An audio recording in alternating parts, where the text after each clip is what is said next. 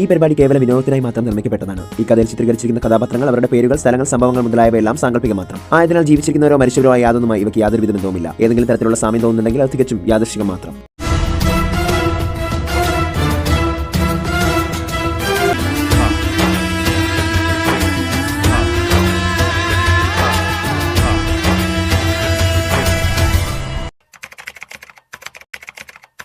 രഘുവീർ പ്രീതിയുടെ കഴുത്തിൽ താലി കെട്ടുന്നത് കണ്ടുകൊണ്ടായിരുന്നു പ്രാർത്ഥന അങ്ങോട്ടേക്ക് വന്നത്. തൂണിന് പിന്നിൽ മറഞ്ഞു നിന്ന് അത് കണ്ട പ്രാർത്ഥന ഞെട്ടിപ്പോയി. മഹാദേവ, ഈ വിവാഹം ഇനി നടന്നുവോ? പ്രീതിയോട് ഞാനിനി എന്ത് സമാധാനം പറയും?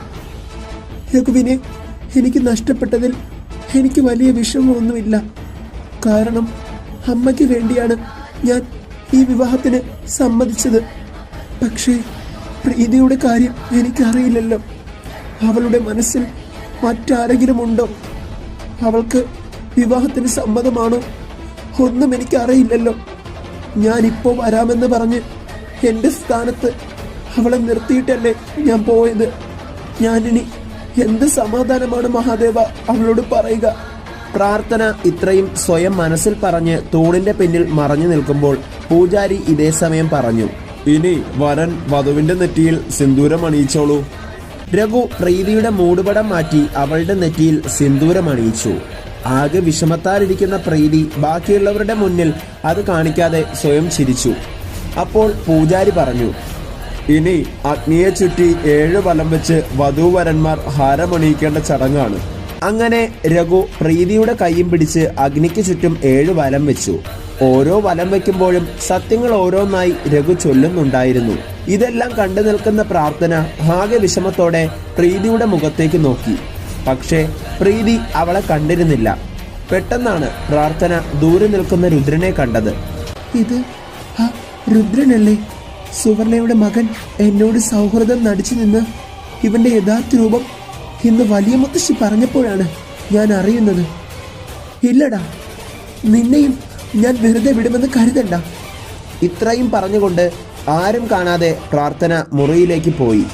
പ്രാർത്ഥനയുടെ തൊട്ടു പിന്നാലെ വന്ന വിഷ്ണുപ്രിയ നടക്കുന്ന സംഭവങ്ങൾ ഒന്നും അറിയുന്നതേ ഉണ്ടായിരുന്നില്ല. വിഷ്ണുപ്രിയ കാണുന്നത് മണ്ഡപത്തിൽ വലം വെച്ച് ഹാരങ്ങൾ പരസ്പരം അണിയിക്കുന്ന രഘുവിനെയും പ്രീതിയെയും ആയിരുന്നുവെങ്കിലും അവൾ അത് പ്രാർത്ഥനയാണെന്ന് തെറ്റിദ്ധരിച്ചു. ഇതെന്താണ്? പ്രാർത്ഥന എന്റെ കൂടെ ഉണ്ടായിരുന്നതല്ലേ? ഇത്രയും പെട്ടെന്ന് അവൾ എങ്ങനെയാണ് ഈ മണ്ഡപത്തിൽ വന്നത്? ഇത്ര വേഗം വിവാഹങ്ങളൊക്കെ നടന്നുവോ? ഇപ്പൊ എന്തായാലും ഞാൻ ആ ഇന്ദ്രനീലത്തെ കുറിച്ച് ചോദിച്ചാൽ പ്രാർത്ഥന തരില്ലെന്ന് എനിക്ക് ഉറപ്പാണ്. തൽക്കാലം കുറച്ചു സമയം കഴിഞ്ഞു വരാം. ഇത്രയും പറഞ്ഞ് വിഷ്ണുപ്രിയ അവിടെ നിന്നും മുങ്ങി. ഇതേ സമയം പ്രാർത്ഥന റൂമിൽ നിന്നുകൊണ്ട് അവളുടെ സ്വന്തം തല ഭിത്തിയിലിടിച്ച് പറയുന്നുണ്ടായിരുന്നു, എന്തൊരു പാപിയാണ് ഞാൻ. സ്വന്തം കർത്തവ്യങ്ങൾ ചെയ്യുവാൻ വേണ്ടി എന്റെ സ്വന്തം സഹോദരിയെ തന്നെ ഞാൻ ബലിയാടാക്കിയിരിക്കുന്നു. മഹാദേവ, നീ എന്നോട് ക്ഷമിക്കണേ. ഇതേ സമയം മണ്ഡപത്തിലെ ചടങ്ങുകളെല്ലാം കഴിഞ്ഞ് പ്രീതി വേഷം മാറ്റുവാനായി അവളുടെ റൂമിലേക്ക് വന്നു. റൂമിൽ കയറി പ്രീതി വാതിലടച്ചതും പ്രാർത്ഥന ഓടിപ്പോയി പ്രീതിയുടെ കാൽക്കൽ വീണു. പ്രീതി, നീ എന്നോട് ക്ഷമിക്കണം. ഇങ്ങനെയൊക്കെ സംഭവിക്കുമെന്ന് ഞാൻ ഒരിക്കലും കരുതിയില്ല. അന്നേരം അത് കണ്ട് ഞെട്ടലോടെ പ്രീതി പ്രാർത്ഥനയെ പിടിച്ച് എഴുന്നേൽപ്പിച്ചു. എന്താ പ്രാർത്ഥന, നിനക്ക് പറ്റിയത്? നീ എന്തോ അത്യാവശ്യ കാര്യത്തിന് പുറത്തു പോയതാണ്. ഞാനാണ് നിന്നോട് ക്ഷമ ചോദിക്കേണ്ടത്.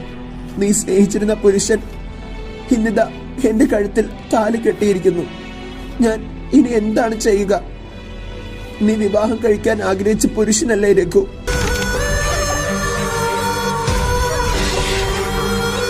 നിന്റെ നെറ്റിയിൽ രക്തത്താലുള്ള സിന്ദൂരം ചാർത്തിയ പുരുഷൻ തന്നെ ഇന്നിതാ നിന്റെ കഴുത്തിൽ താലി കെട്ടിയിരിക്കുന്നു. മറ്റുള്ളവരുടെ മുന്നിൽ രഘു സാർ വിവാഹം കഴിച്ചിരിക്കുന്നത് പ്രാർത്ഥനയാണ്, അല്ലാതെ പ്രീതി എന്ന എന്നെ അല്ല. എവിടെ നിന്നോ എന്റെ മനസ്സിൽ അയാളാണ് എന്റെ പതിയെന്ന് മന്ത്രിക്കുന്നുണ്ടായിരുന്നു. കണ്ട മാത്രയിൽ തന്നെ മനസ്സ് കീഴടക്കും പോലെയുള്ള ഒരു പുരുഷൻ. നിനക്ക് രഘുവിനോട് ഇഷ്ടമുണ്ടായിരുന്നിട്ടും അതൊന്നും മനസ്സിലാക്കാതെ ഞാൻ ഈ വിവാഹത്തിന് ഒരുങ്ങി.